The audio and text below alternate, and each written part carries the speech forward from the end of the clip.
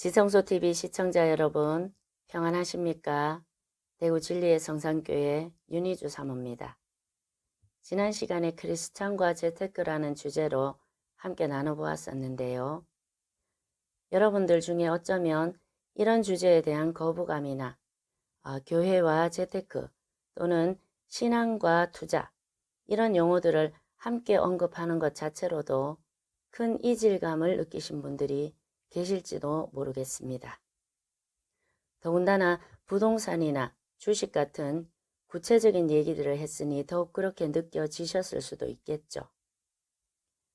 그러나 여러분, 지금 우리 크리스찬들이 살아가고 있는 시대는 자급자족하는 농경 시대가 아니라 현대 자본주의 시대입니다. 쉽게 말해 자본이 모든 사회를 이끌어가고 운영해가고 있다고 해도 과언이 아니라는 말씀이죠.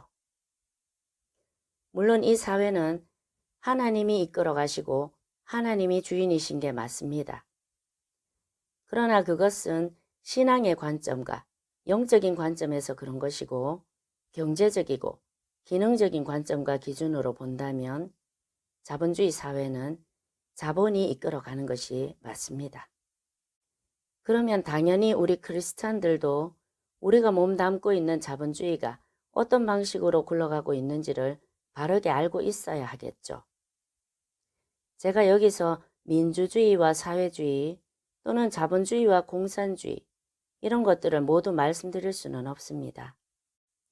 다만 성도들 중에 물질에 대한 바른 가치관이 형성되어 있지 않아서 또는 재정에 대한 여러 가지 오해 때문에 스스로 가난의 속박에 갇혀버리는 그런 문제들이나 혹은 하나님께 물질의 축복을 받아서 부요한 자로 하나님께 영광을 돌리고 하나님 나라를 확장시키는 그런 그릇으로 쓰임받고 싶다는 소망으로 하나님께 결단하고 기도를 드리고 큰 헌금도 드렸지만 응답을 받기는커녕 오히려 재정의 어려움이 닥쳐서 하나님을 원망하고 떠나버리는 그러한 문제 등 신앙생활 속에서 재정과 물질의 문제를 겪는 성도들을 너무나 많이 보아왔기 때문에 재정에 대한 올바른 가르침은 매우 중요하다고 생각합니다. 재정에 관한 가르침들은 여러분들도 잘 아시다시피 예전단 출신인 김미진 간사님이나 그 밖에 훌륭하신 여러 사역자들의 가르침이 많이 있기 때문에 제가 체계적으로 재정에 대한 영상을 만들 생각은 없습니다. 어쩌면 재정에 대해서는 여러분들이 저보다 더 많이 알고 계실 수도 있겠죠. 그래서 이 시간에는 오랜 세월 동안 제가 크리스찬들을 관찰해 보면서 느낀 점들 또는 문제점들 그리고 재정의 문제가 풀리려면 유명한 재정 강사들의 가르침처럼 꼭 그렇게 했을 때 꼭 문제가 풀리는 것만은 아니더라 하는 제 개인적인 생각들 이런 것들을 두서없이 그냥 편하게 나누려고 합니다.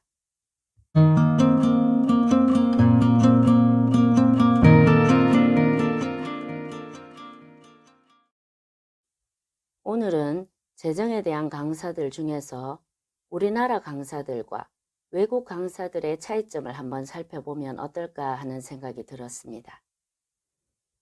우리나라 강사들의 가르침이나 특징들을 가만히 살펴보면 주로 헌금이나 헌신을 기준으로 접근하는 경우가 거의 대부분입니다. 예를 들면 11조나 헌금을 어떤 식으로 어떻게 했더니 본인이 엄청난 물질의 축복을 받게 되었다라든지 또는 그것을 가지고 계속적인 헌신을 해서 지금도 그 복을 계속 유지하고 있다. 그런 내용들이 대부분 주를 이룹니다. 그리고 또 한 가지 우리나라 강사들의 특징은 주로 하나님께서 사업을 할 수 있도록 인도를 해주시고 그 사업에 하나님께서 축복을 해주셨다. 주로 이런 내용들이다 보니까 우리나라 성도들은 사업에 대해서는 큰 거부감이 없고 오히려 사업으로 하나님께 영광 돌리려고 서원하는 성도들도 많이 계십니다. 물론 외국의 재정 강사들도 헌금이나 헌신을 가르치고 또 그것이 올바른 가르침이 맞습니다. 그리고 외국 강사들 역시 사업에 대한 얘기도 합니다. 그러나 외국의 강사들은 우리나라의 재정 강사들보다 훨씬 더 다양한 방법들을 말해줍니다. 예를 들면 주식이나 부동산 투자도 자유롭게 얘기를 하죠. 현대 자본주의를 살아가고 있는 사람이 재정의 자유를 얻고 싶다면 자본가가 되어야 합니다. 크리스찬 역시 자본주의 사회에서 살아가려면 기본적으로 자본이 있어야 생활도 하고 아이들 교육도 시키고 더 나아가 하나님 일도 하고 사명도 감당할 수 있고 또 하나님 나라도 확장시킬 수 있는 겁니다. 물론 하나님께서는 우리에게 필요한 것들을 다 알고 계시고 또 그 나라와 의를 먼저 구하면 이 모든 것을 우리에게 더하여 주십니다.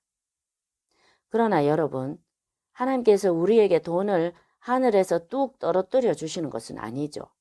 그리고 우리가 기도만 열심히 한다고 해서 또 신앙생활만 열심히 한다고 해서 재정이 채워지는 것도 아니죠. 직장을 통해서, 사업을 통해서, 사람을 통해서 그 밖에 여러 가지 루트들을 통해서 공급해 주십니다. 여기서 중요한 것은 우리가 자본주의를 얼마나 잘 이해하고 활용하는가에 따라서 하나님께서 공급해 주시는 루트들은 얼마든지 다양해질 수도 있고 더 확장될 수도 있다는 것입니다. 절대로 우리 스스로 하나님께서 공급해 주시는 그 다양한 통로들을 제한시킬 필요는 전혀 없습니다. 현대 자본주의를 살아가고 있는 크리스찬들이 자본가가 되는 쉬운 방법들이 널리고 널렸는데도 불구하고 성도들에게 강조하는 것은 대부분 직장을 열심히 다녀서 혹은 사업을 열심히 해서 헌금과 헌신이라는 통로를 통해 하나님께 축복을 받았다. 이런 가르침과 간증이 대부분이다 보니 성도들에게 와닿는 것은 대부분 헌금과 헌신이고 하나님께 재정적인 축복을 받기 위한 유일한 방법, 그리고 하나님께 인정받는 유일한 축복의 통로는 헌금과 헌신이구나 하는 가르침만이 머리와 가슴속에 남을 수밖에 없다는 것입니다. 물론 우리나라의 재정 강사들이 그런 가르침이나 간증들만 하시는 데에는 이유가 있겠죠. 조선시대부터 상업이나 기술직에 종사하는 것을 천하게 여기는 유교 문화 때문에 우리나라 사회의 전반적인 분위기는 장사나 투자하는 것에 대해서 기본적으로 거부감을 가지고 부정적으로 보는 경향이 있죠. 부동산 투자라는 용어 대신에 부동산 투기라는 용어를 쓰는 것도 그 한 가지 예라고 할 수 있습니다. 비단 유교 문화의 영향뿐만이 아니라 교회 내에서도 물질이나 재정에 대한 잘못된 가르침이나 편견 때문에 부자가 되기 위해서 노력하거나 하나님의 공급하시는 루트들을 확장시키려고 하는 여러 가지 노력들에 대해서 색안경을 끼고 보는 경우가 대부분입니다.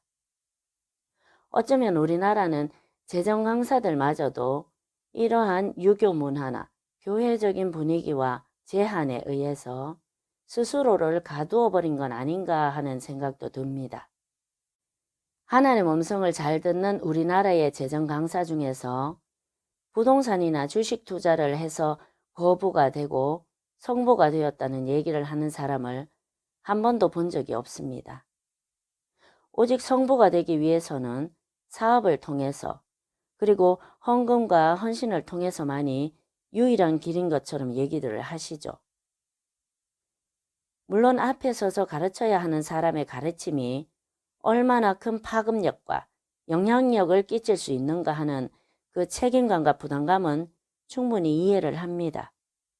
그러나 지금까지 사회적인 분위기와 교회 문화 속에서 하나님의 역사하시는 다양한 통로들을 오해와 편견 속에 어쩔 수 없이 가두어 왔다면 이제는 그 분위기가 바뀌어야만 하지 않을까 생각해 봅니다.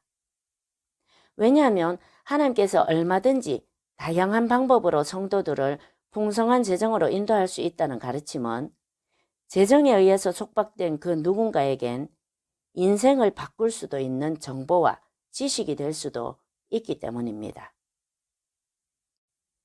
외국의 경우에는 어릴 때부터 부동산이나 주식 투자를 자연스럽게 접하면서 자랍니다. 그래서 크리스찬들에게도 주식과 부동산은 별로 거부감이 없습니다. 오히려 외국 목사님들의 재정 강의를 들어보면 부동산이나 주식 투자에 대한 간증들이 많습니다. 예를 들면 주식 컨설턴트가 투자하지 말라고 극구 말리는 주식을 하나님께서 투자하라고 하셔서 하나님 음성에 순종해서 투자했더니 큰 돈을 벌게 되었다. 그게 몇 번 반복되다 보니 나중에는 주식 컨설턴트가 오히려 그 목사님에게 투자할 만한 종목을 골라달라고 부탁하더라. 또는 하나님 음성을 듣고 9.11 테러 바로 전에, 그리고 모기지 사태가 일어나기 바로 전에 주식을 팔고 그 후에 다시 하나님 음성을 듣고 주식을 사서 거부가 되었다.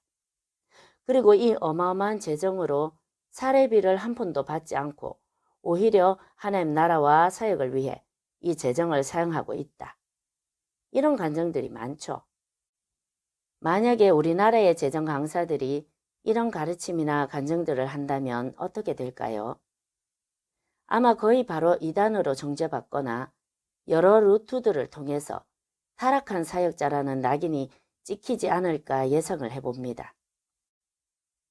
우리나라에도 하나님 음성을 듣는 사역자가 많습니다.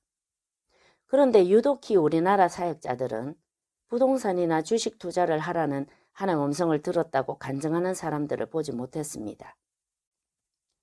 왜 그럴까요? 그들이 그런 간증이나 강의를 하지 않는 이유는 두 가지라고 생각합니다. 한 가지는 그들이 주식이나 부동산에 투자하라는 하나님 음성을 못 들었기 때문이죠. 하나님 음성을 듣고 환상을 볼 수 있는 가장 기본적인 원칙이 바로 들으려고 하고 보려고 할 때 들리고 보인다는 것입니다. 안 그런 경우도 있지만 대체로 하나님께서는 그 사람이 들으려고 할 때 들려주시고 보려고 할 때 보여주신다는 것입니다. 앞에서 말씀드렸듯이 유교적인 문화와 교회적인 분위기 속에서 재정 강사가 스스로 틀을 만들어서 자신을 가두어 버리고 하나님께서 주식과 부동산으로 역사하실 리가 없어. 그건 부정하고 정결하지 못한 방법이야. 이런 물질관을 갖고 있다면 그쪽으로는 그 재정 강사가 하나님 음성을 들을 확률이 낮겠죠. 하나님은 인간이 제한시키는 편견에는 억지로 역사하지 않으십니다. 또 한 가지 우리나라 재정 강사들이 부동산이나 주식 투자에 대해서 간증하지 않는 이유는 바로 이런 반응들이 나올 줄 미리 알기 때문입니다. 하나님께서 할 일이 없어서 자기한테 주식을 사라는 둥, 팔라는 둥, 그런 음성을 주시겠나? 성경 어디에 그런 말이 있나? 하나님 음성이 아니라 마귀의 음성을 들은 거겠지. 이런 반응 말입니다. 전 초신자 때부터 대한예수교 장로회 합동측 교단에 소속돼 있었는데요. 대구에서 그래도 나름 중대형급 되는 교회를 다녔었습니다. 처녀 때 하루는 담임 목사님 사모님께서 간증을 해주셨는데요. 그 사모님은 자기 자신은 절대로 목사 사모가 되고 싶지 않으셨답니다. 그리고 선을 수없이 보셨다고 합니다. 수많은 평신도들과 선을 봤는데 선을 보는 날 밤에는 여지없이 자신이 머리를 풀어 헤치고 울고 있는 꿈을 꾸셨답니다. 그러기를 수없이 반복되던 어느 날 혹시 이러다가 노처녀가 되는 건 아닌가 하는 생각이 들더랍니다. 그 시대는 지금과 달라서 노처녀가 되면 정말 큰일이지 않습니까? 그래서 나중에는 평신도고 목회자고 아무나 하나님 주시는 대로 결혼하겠습니다. 그렇게 기도했답니다. 그러던 어느 날 누가 전도사 한 분과 선자리를 마련해 주셨는데 그날 밤에 최초로 머리를 풀어헤치고 우는 꿈을 안 꾸게 되셨답니다. 그래서 그 목사님과 결혼을 하신 거고요. 그분들 논리대로라면 하나님께서 할 일이 없어서 그 사모님한테 이 사람하고 결혼하지 말고 저 사람하고 결혼해라 이렇게 하시겠습니까? 마귀가 준 꿈은 아니고요. 신앙생활을 하다 보면 우리가 이해할 수 없는 신비한 일들이 많습니다. 본인에게 일어나지 않는 일이고 본인이 이해하지 못한다고 해서 틀린 일이다 라고 한다면 성령의 역사를 제한시킬 수도 있고 성령의 인도하시는 혜택도 누리지 못하게 되겠죠. 옛날에는 학교를 다니지 못해서 글자를 모르는 할머니 권사님들이 평소에는 전혀 글자를 읽지 못하다가 성경책만 보면 글자를 줄줄줄 읽는 그런 분들이 많이 계셨습니다. 이런 기사와 이적들을 보고 꼭 삼위일체 하나님을 나타내기 위한 표적의 목적으로서만 주어졌다라고 한다면 그것이 오히려 더 무리가 있어 보입니다. 제 개인적인 생각에는 원래 하나님 만나기를 좋아하고 기도하기도 좋아하고 그래서 믿음도 좋은 그런 권사님들에게 굳이 하나님께서 삼위일체 하나님을 증명하기 위해서 이런 표적들을 주셨다고 주장하는 것이 더 억지스러워 보입니다. 오히려 성경 읽기를 사모하는 권사님들의 애절한 마음을 보시고 하나님께서 기쁨의 응답으로 하나님과 더 깊이 사귀라고 주시는 특별한 이적이라고 해야 오히려 더 맞겠죠. 신앙생활은 논리도 아니고 수학과 과학처럼 증명할 수도 없습니다. 다음 시간에는 재테크나 투자를 할 때 활용했던 저희 부부의 은사적인 경험들을 한번 나눠보려고 하는데요. 아직은 생각 중입니다.